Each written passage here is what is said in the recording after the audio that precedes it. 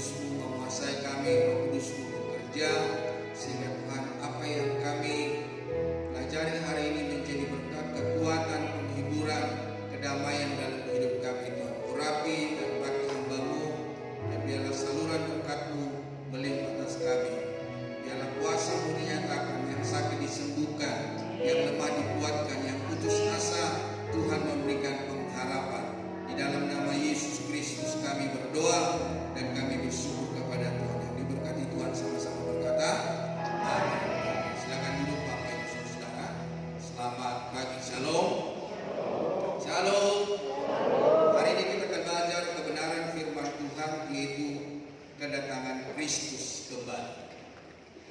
Jadi Bapak Ibu Saudara, ketika Yesus naik ke surga dan Dia akan datang kembali menjemput saudara dan saya. Bilang dulu kiri kanannya, Dia akan menjemput.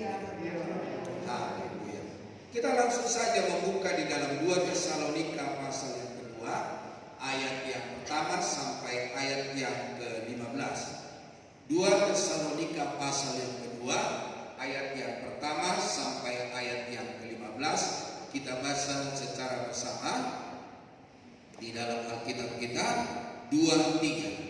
Tentang kedatangan Tuhan kita Yesus Kristus dan terhimpunnya kita dengan Dia, kami minta kepadamu saudara-saudara, supaya kamu jangan lekas bingung dan gelisah, baik oleh ilham roh maupun oleh pemberitaan atau surat yang dikatakan dari kami, seolah-olah hari Tuhan telah tiba. Janganlah kamu memberi dirimu disesatkan orang dengan cara yang bagaimanapun juga. Sebab sebelum hari itu haruslah datang dahulu murtad, dan haruslah dinyatakan dahulu manusia durhaka yang harus binasa, yaitu lawan yang meninggikan diri di atas segala yang disebut atau yang disembah sebagai Allah. Bahkan ia duduk di bait Allah dan mau menyatakan diri sebagai Allah. Tidakkah kamu ingat bahwa hal itu telah berkali kukatakan kepadamu ketika aku masih bersama-sama dengan kamu? Dan sekarang kamu tahu apa yang menahan Dia, sehingga Ia baru akan menyatakan diri pada waktu yang telah ditentukan baginya. Karena secara rahasia kedurhakaan telah mulai bekerja, tetapi sekarang masih ada yang menahan.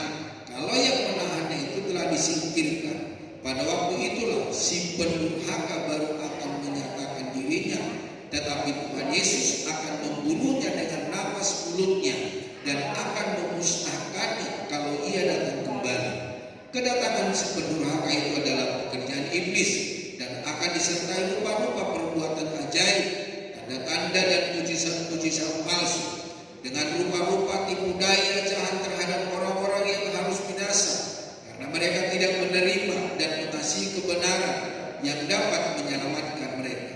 Dan itulah sebabnya Allah mendatangkan kesesatan atas mereka, yang menyebabkan mereka percaya akan dusta, supaya dihukum semua orang yang tidak percaya akan kebenaran dan yang suka kejahatan.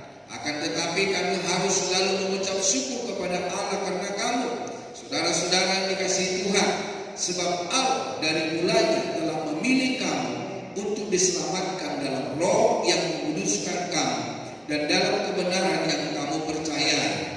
Untuk itulah Ia telah memanggil kamu oleh Injil yang kami beritakan, sehingga kamu boleh memperoleh kemuliaan Yesus Kristus Tuhan kita.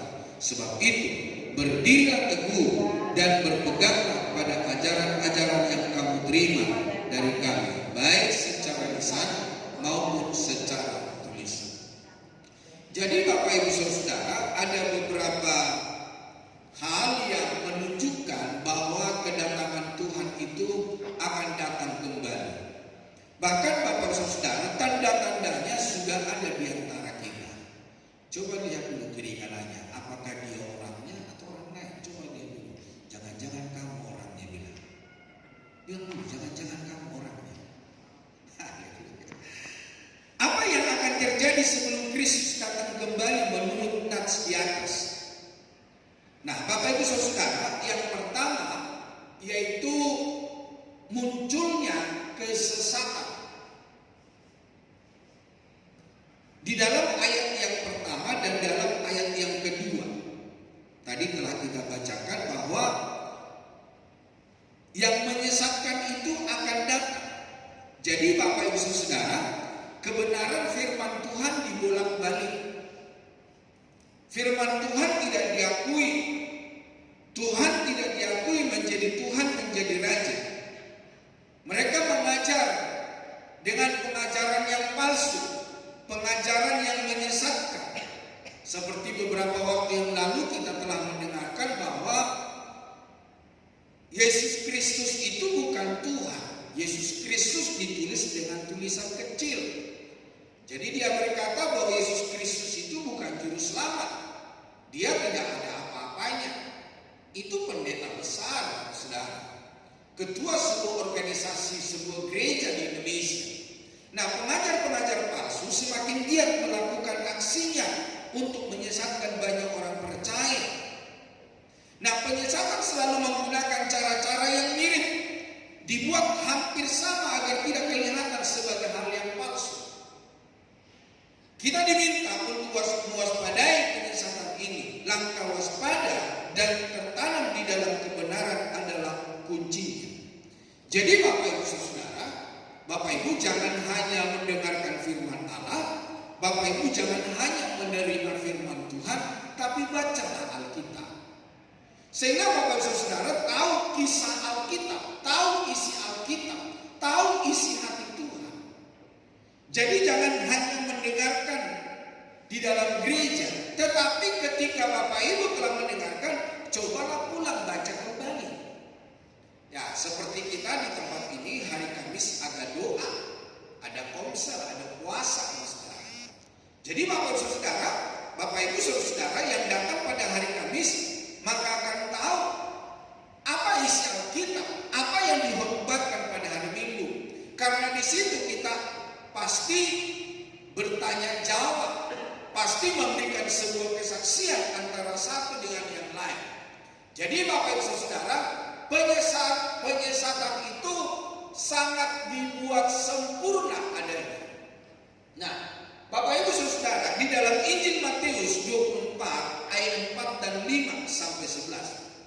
Injil Matius 24 ayat 4 dan 5 dan 11, baca bersama 2-3. Jawab Yesus kepada mereka, waspadalah supaya jangan ada orang yang menyesatkan kamu.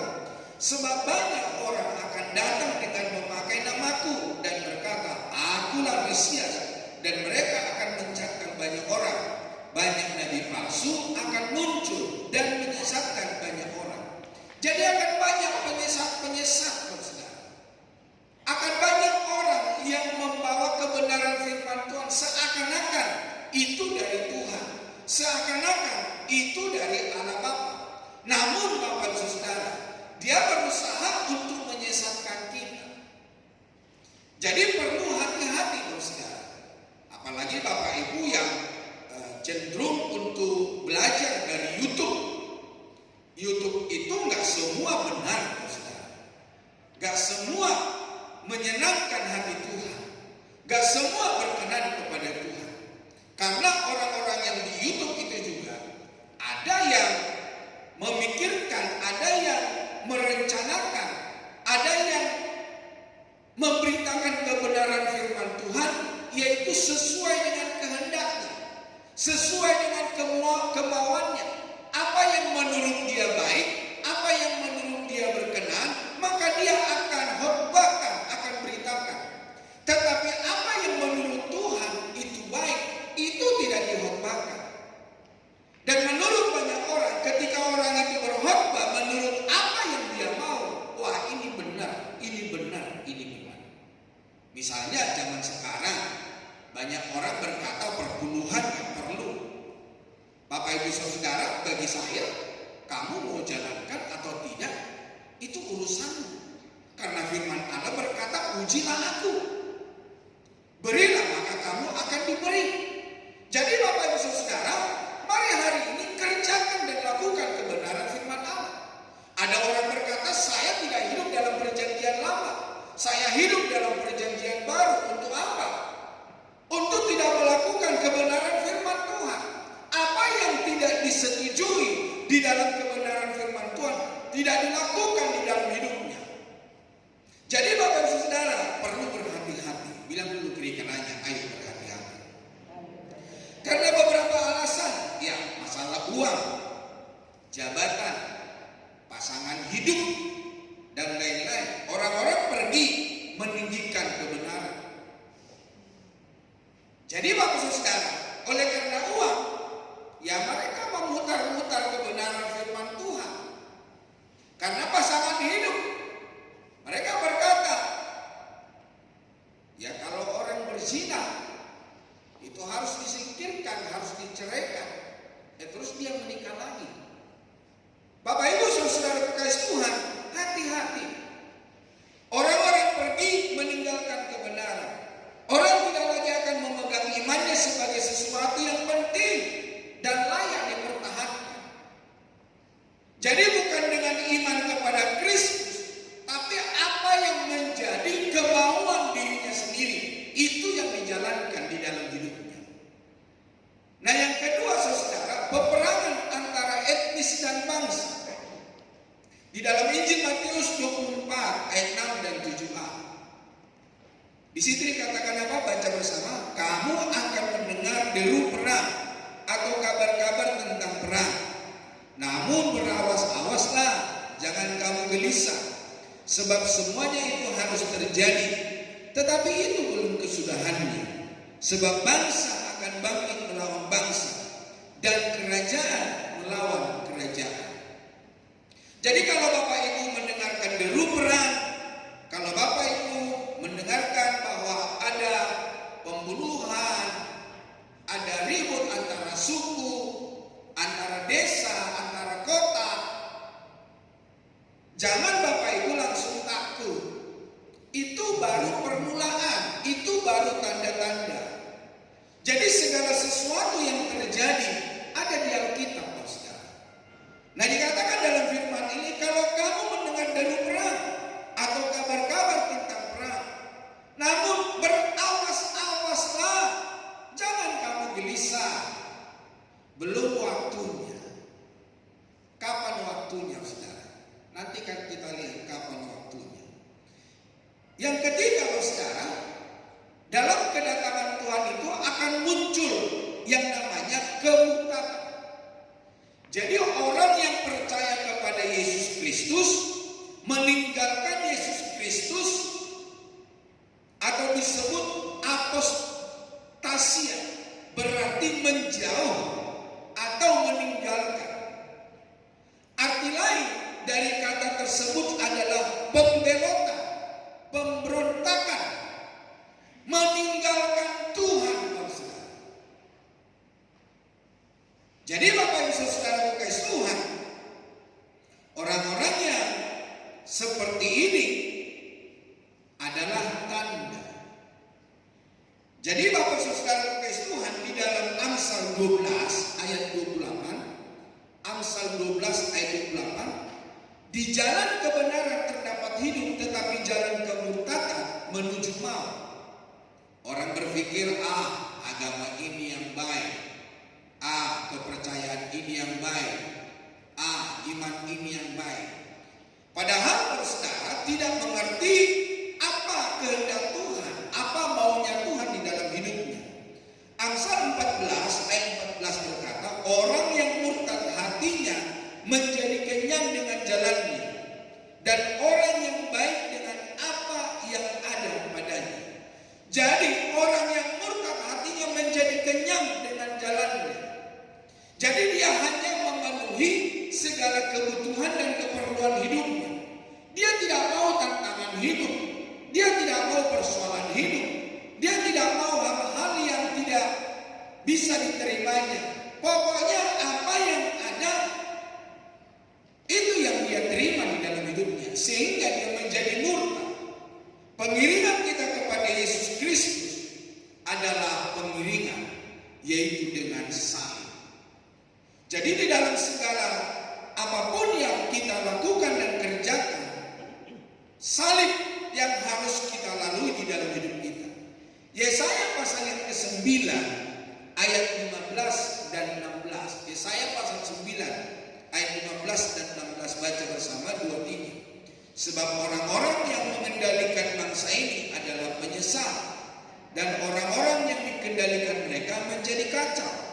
Sebab itu Tuhan tidak bersuka cita karena teruna mereka, dan tidak sayang kepada anak-anak yatim dan janda mereka.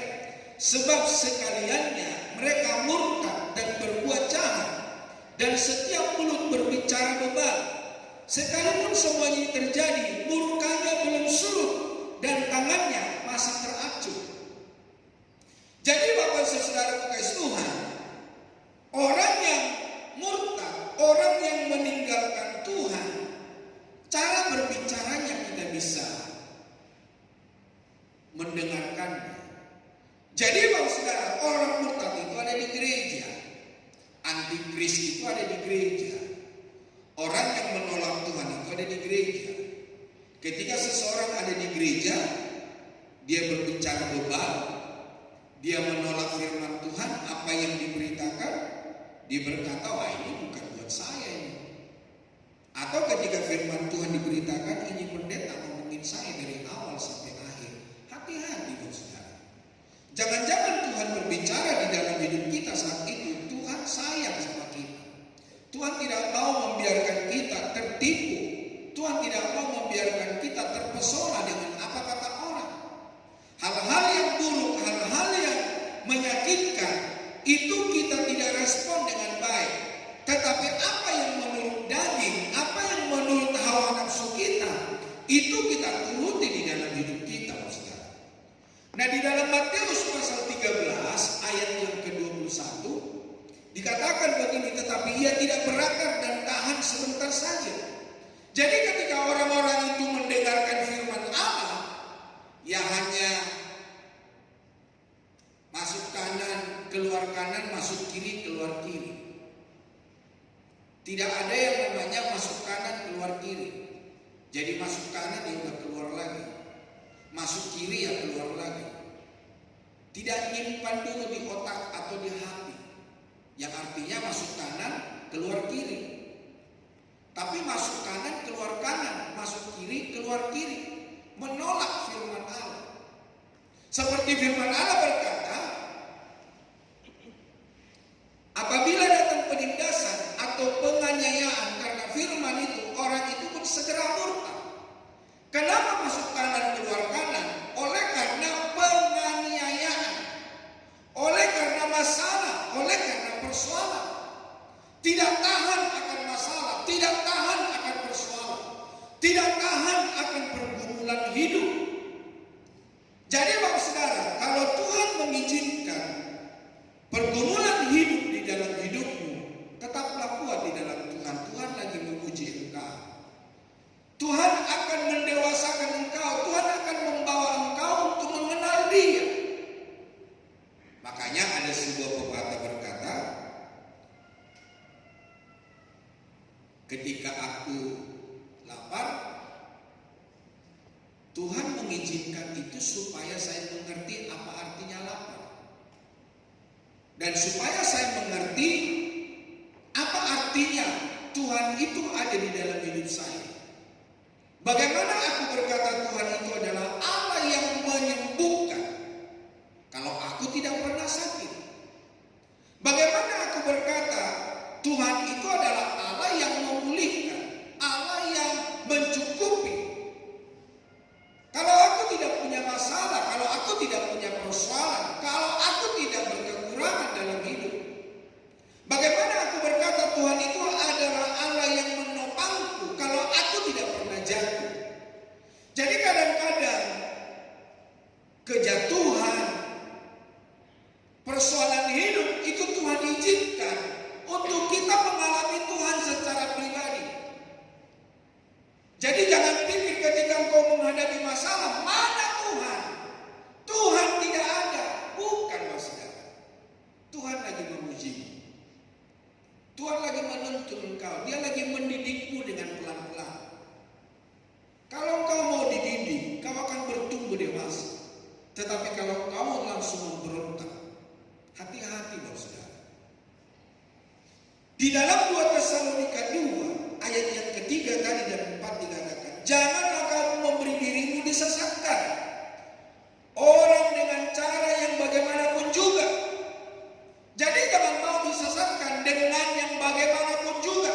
Sebab sebelum hari itu haruslah datang dahulu murtad, dan haruslah dinyatakan dahulu manusia durhaka, sangat durhaka, yang harus binasa.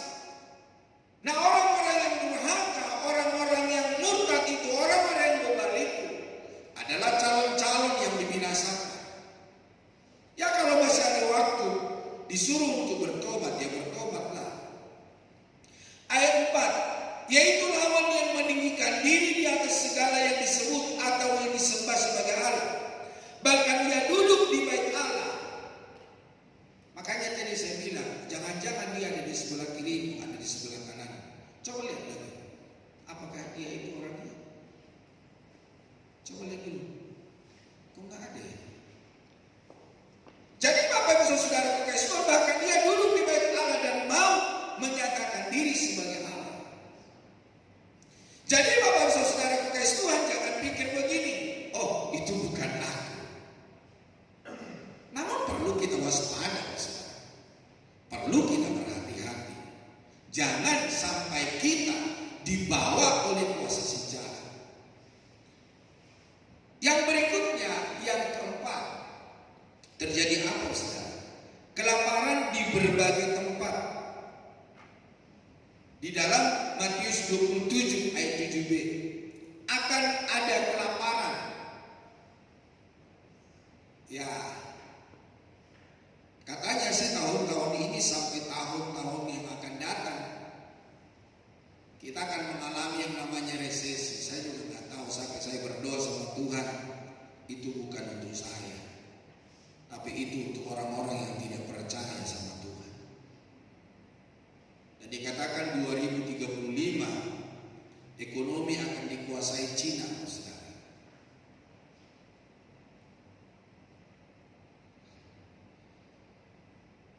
Tidak tahu Bapak Ibu sudah merasakan sekarang bagaimana Bapak Ibu susahnya mencari uang. Dari dulu kayaknya kita begitu ya. Susah bekerja, susah mencari duit, susah mencari makan.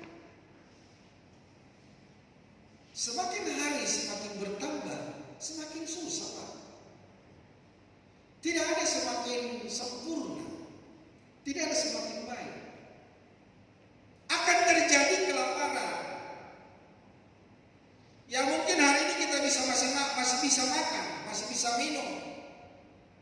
Tapi mungkin ada beberapa orang yang sudah mulai kelaparan.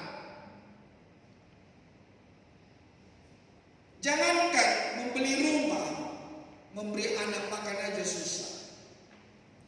Memberi anak saja minum susu susah. Jadi Bapak Saudara kekasih Tuhan, jika terjadi kelaparan, baru permulaan. Bilang dulu, baru permulaan. Jadi berapa lama kelaparan akan terjadi? Ya saya juga nggak tahu, saudara. Itu baru permulaan.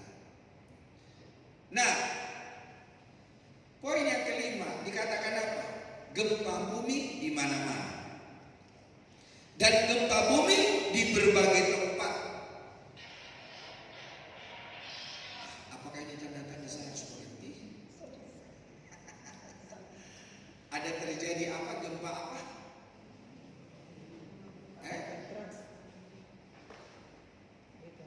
Oh iya, megatrust. Dan dikatakan itu lebih besar di Selat Sunda sama di Nias, saudara. Tapi di tempat lain juga ada. Tapi yang lebih dahsyat itu di Selat Sunda sama di Nias. Di Surabaya ada pertaliannya, Bapak Ibu Saudara. Kapan itu terjadi? Kita nantikan setelah pesan berikut ini.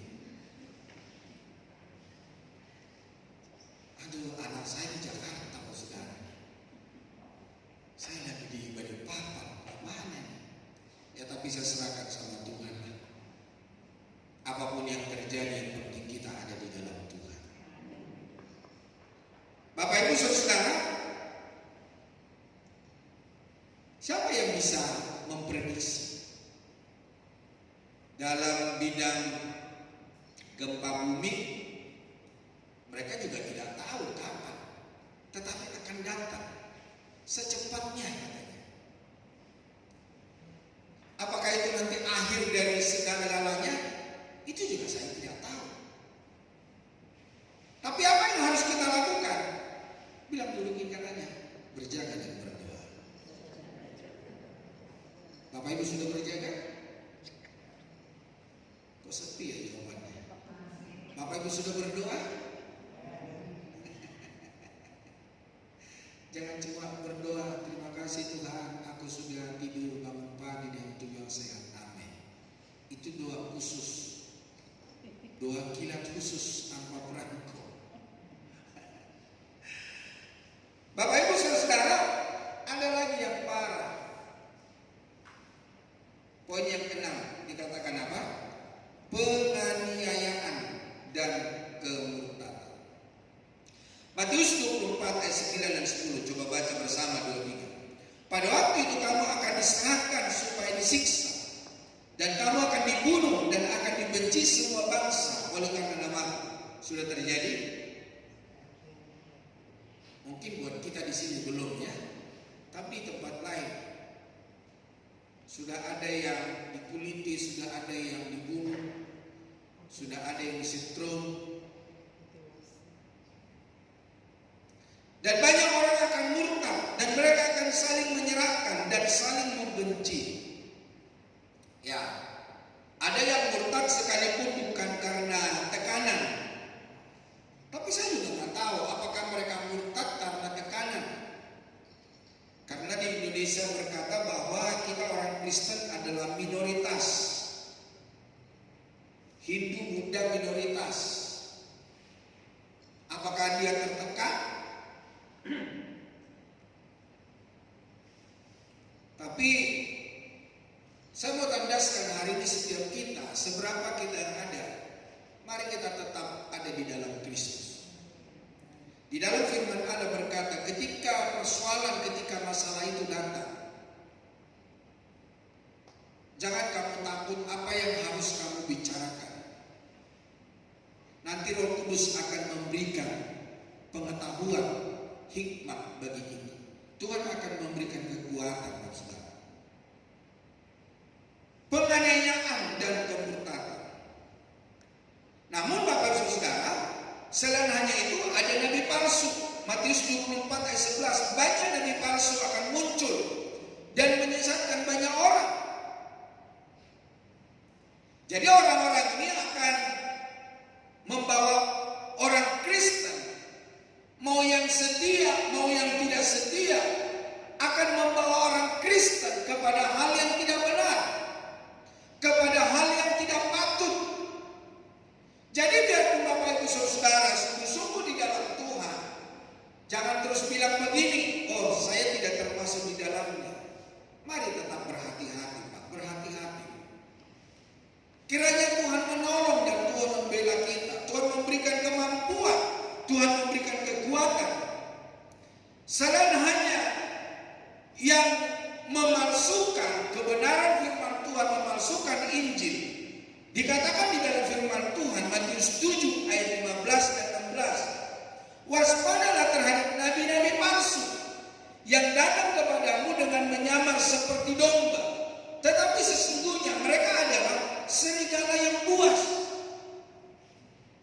Sekali lagi saya katakan, tadi saya bilang begini, coba tatap kiri kanannya.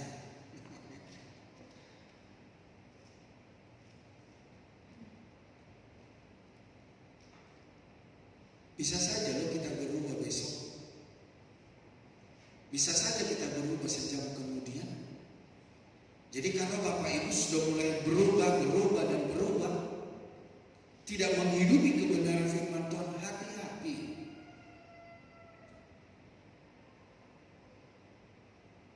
Dari buahnya kamu akan mengenal mereka. Dapatkah orang memetik buah anggur dari semak duri atau buah dari ara, dari rumput duri? Jadi ketika kita melihat dia nabi palsu, dia adalah orang yang akan membawa kita masuk di dalam siksaan itu.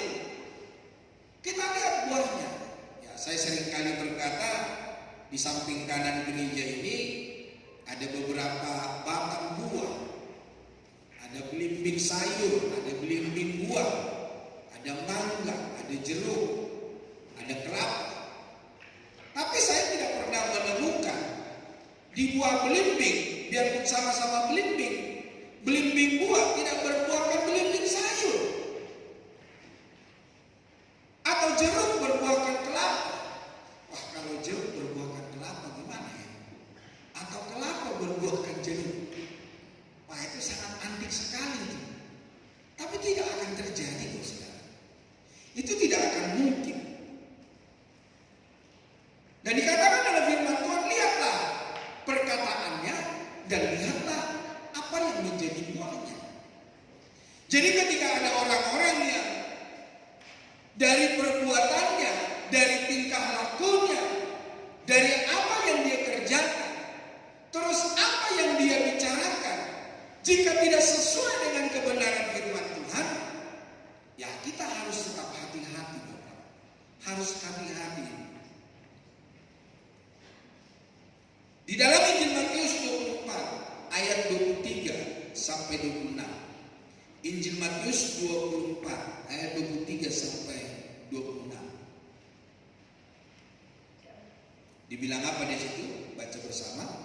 Pada waktu itu, jika ada orang berkata kepada kamu, lihat, Mesias ada di sini, atau Mesias ada di sana, jangan kamu percaya. Sebab Mesias-Mesias palsu dan nabi-nabi palsu akan muncul, dan mereka akan mengadakan tanda-tanda yang dahsyat dan mujizat-mujizat, sehingga sekiranya mungkin mereka menyesatkan orang-orang pilihan juga. Loh, orang-orang pilihan. Banyak yang dipanggil, sedikit yang terpilih. Sudah pilihan, disesatkan pula. Camkanlah, aku sudah mengatakannya terlebih dahulu kepadamu. Jadi apabila orang berkata kepadamu, lihat dia ada di padang gurun, janganlah kamu pergi ke situ, atau lihat dia ada di dalam bilik, janganlah kamu percaya. Jika ada orang memberikan tanda-tanda mujizat, jangan percaya. Itu kata firman Tuhan. Ya, boleh kita bilang ya, puji Tuhan, haleluya, Tuhan itu dahsyat. Tapi ingat saudara, jangan-jangan itu juga bisa menyesatkan kita. Jadi perlu kita antisipasi, perlu kita kuat di dalam iman kita. Markus 13 ayat 22. Markus 13 ayat 22. Sebab Mesias-Mesias palsu dan nabi-nabi palsu akan muncul, dan mereka akan mengadakan tanda-tanda dan mujizat-mujizat dengan maksud sekiranya mungkin menyesatkan orang-orang pilihan. Iya, kita yang disesatkan. Jadi dia bukan dari luar, saudara, tapi dia dari dalam. Dia sudah tahu kebenaran firman Tuhan, tetapi tidak percaya apa yang dikatakan oleh firman Tuhan di dalam hidupnya. Di dalam 2 Petrus 2 ayat 1 dan 2 dikatakan, sebagaimana nabi-nabi palsu dahulu tampil di tengah-tengah umat Allah, demikian pula di antara kamu akan ada guru-guru palsu. Mereka akan memasukkan pengajaran-pengajaran sesat yang membinasakan, bahkan mereka akan menyangkal penguasa yang telah menebus mereka, dan dengan jalan demikian segera mendatangkan kebinasaan atas diri mereka. Banyak orang akan mengikuti cara hidup mereka yang dikuasai hawa nafsu, dan karena mereka jalan kebenaran akan dihujat. Jadi oleh karena orang-orang ini jalan kebenaran akan dihujat, karena orang yang tidak percaya akan berkata, oh iya itu yang benar.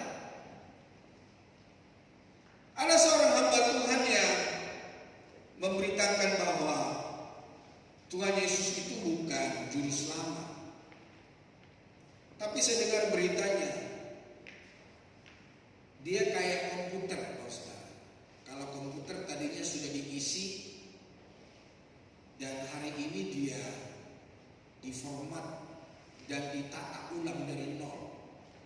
Jadi dia belajar kayak bayi sekarang. Dan dia adalah pemimpin dalam sebuah gereja, organisasi, dan bukan orang biasa. Waktu saya dengar itu, ya untunglah kalau Tuhan masih sayang sama dia.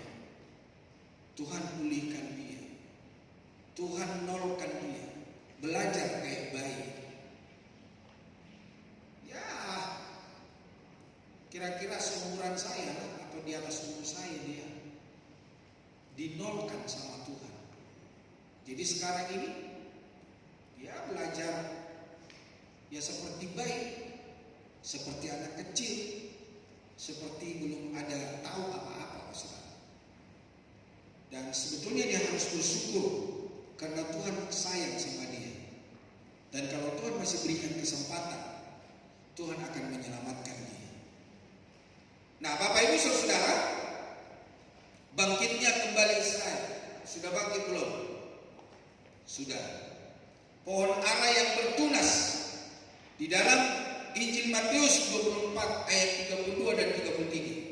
Tariklah pelajaran dari perumpamaan tentang pohon ara. Apabila ranting-rantingnya melembut dan mulai bertunas, kamu tahu bahwa musim panas sudah dekat.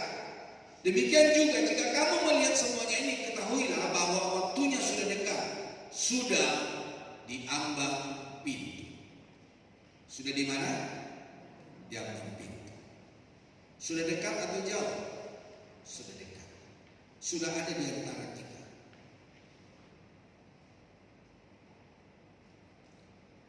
Di dalam Yakobus pasal yang kelima, Yakobus pasal yang kelima ayat pertama sampai ayat kelima. Yakobus pasal 5 ayat 1 sampai 5, yaitu tentang kehancuran ekonomi dunia. Jadi sekarang hai kamu orang-orang kaya, menangislah dan merataplah atas sengsara yang akan menimpa kamu. Kekayaanmu sudah busuk dan pakaianmu telah dimakan dengar. Emas dan perakmu sudah berkarat dan karatnya akan menjadi kesaksian terhadap kamu dan akan memakan dagingmu seperti api. Kamu telah mengumpulkan harta pada hari-hari yang sedang berakhir. Wah, emas saja bisa berkarat, saudara. Ayat 4. Sesungguhnya telah terdengar teriakan besar karena upah yang kamu tahan dari buruh yang telah menuai hasil ladangmu, dan telah sampai ke telinga Tuhan semesta alam keluhan mereka yang menyabit panenmu. Dalam kemewahan kamu telah hidup dan berfoya-foya di bumi. Kamu telah memuaskan hatimu sama seperti pada hari penyembelihan. Bapak Ibu, kalau Bapak Ibu punya karyawan, punya bawahan yang Bapak Ibu gaji, ya jangan semena-mena ya. Gajinya sesuaikanlah dengan apa namanya? Kalau di Jakarta itu UMR-nya. Di Balikpapan berapa UMR-nya? Ya gajilah mereka sesuai hal itu. Jangan sampai Bapak Ibu potong. Bapak Ibu berkata, wah kalau kamu mah gajinya sekian. Di dalam firman Allah bahwa dikatakan Tuhan telah mendengar keluhan mereka. Dan orang yang mengumpulkan harta, orang-orang yang kaya, orang-orang yang memiliki segala harta milik emas dan perak, itu sudah mulai berkarat, sudah mulai membusuk. Dan kehancuran ekonomi dunia tidak lama lagi akan terlaksana. Dan yang berikutnya, munculnya roh antikristus. Tanda lain adalah akan muncul seorang antikris, manusia durhaka, yang akan menuntut dirinya disembah sebagai Allah. Di dalam 1 Yohanes 2 ayat 18 disebutkan juga bahwa sejak lama telah muncul banyak antikristus, yaitu orang-orang yang menolak percaya kepadanya. Dan di dalam ayat yang ke-18 berkata, anak-anakku, waktu ini adalah waktu yang terakhir. Dan seperti yang telah kamu dengar, seorang antikristus akan datang. Sekarang telah bangkit banyak antikristus. Itulah tandanya bahwa waktu ini benar-benar adalah waktu yang terakhir. Kalau tadi dia pintu, sekarang yang terakhir. Di dalam 1 Yohanes 2 ayat 19 dikatakan apa? Memang mereka berasal dari antara kita, tetapi mereka tidak sungguh-sungguh termasuk pada kita. Sekali lagi tadi saya bilang begini, coba tatap kiri kanannya, jangan-jangan dia. Dikatakan apa tadi di ayat firman Tuhan? Mereka berasal dari antara kita. Jadi dia tidak jauh-jauh, dia tidak jauh-jauh. Dia ada di antara kita. Siapa dia? Saya tidak tahu di antara kita siapa. Tapi hari ini tetaplah kuat di dalam Kristus. Sebab jika mereka sungguh-sungguh termasuk pada kita, niscaya mereka tetap bersama-sama dengan kita. Tetapi hal itu terjadi supaya menjadi nyata bahwa tidak semua mereka sungguh-sungguh termasuk pada kita. Nah, kalau kau tidak sungguh-sungguh di dalam Tuhan, hati-hati kau saudara. Kalau kau tidak sungguh-sungguh menghidupi kebenaran firman Allah, tidak mengikuti jalurnya Tuhan, jalur kebenaran firman Tuhan. Di dalam 1 Yohanes 2 ayat 22 dan 23, siapakah pendusta itu? Bukankah dia yang menyangkal bahwa Yesus adalah Kristus? Dia itu juga adalah antikristus, yaitu dia yang menyangkal baik Bapa maupun Anak. Sebab barang siapa menyangkal Anak, ia juga tidak memiliki Bapa. Barang siapa mengakui Anak, ia juga memiliki Bapa. Orang yang menyangkal Anak, dia tidak memiliki Bapa. Tapi orang yang memiliki Anak, dia akan memiliki Bapa. Jadi Bapak dan Saudara harus kuat di dalam Tuhan. 1 Yohanes 4 ayat 2 dan 3. Demikianlah kita mengenal roh Allah. Setiap roh yang mengaku bahwa Yesus Kristus telah datang sebagai manusia berasal dari Allah. Dan setiap roh yang tidak mengaku Yesus tidak berasal dari roh Allah. Roh itu adalah roh antikristus, dan tentang dia telah kamu dengar bahwa ia akan datang, dan sekarang ini ia sudah ada di dalam dunia. Jadi nggak jauh-jauh ya. 2 Yohanes 1 ayat 7 dan 8. Dibilang apa di situ? Sebab banyak penyesat telah muncul dan pergi ke seluruh dunia yang tidak mengaku bahwa Yesus Kristus telah datang sebagai manusia. Itu adalah si penyesat dan antikristus. Waspadalah supaya kamu jangan kehilangan apa yang telah kami kerjakan itu, tetapi supaya kamu mendapat upahmu sepenuhnya. Supaya pekerjaan Tuhan, supaya apa yang diberitakan kepadamu, apa yang kau terima, jangan itu sampai sia-sia. Mengingat masa-masa sulit ini, tidak ada hal lain yang kita bisa lakukan kecuali memperteguh iman, percaya, dan pengenalan kita kepada Kristus. Bacalah Alkitab, berdoalah kepada Kristus. Dan yang terakhir, Injil kerajaan diberitakan di seluruh dunia. Sudah diberitakan belum? Sudah. Sedang berjalan. Sedang semua orang lagi mendengarnya. Bapak Ibu, dengar di mana? Lihat di mana? Ada YouTube, ada TikTok. Di situ mereka memberitakan kebenaran firman Allah. Ya, saya pun ikut memberitakan. Apakah muncul di beranda Bapak Ibu, saya juga tidak tahu. Tapi satu hal, Injil kerajaan diberitakan di seluruh dunia. Kenapa Tuhan belum datang? Mungkin belum semua orang mendengarkan. Ketika kelak semua orang telah mendengarkan, maka si penyesat itu akan dilepas. Dia akan menyesatkan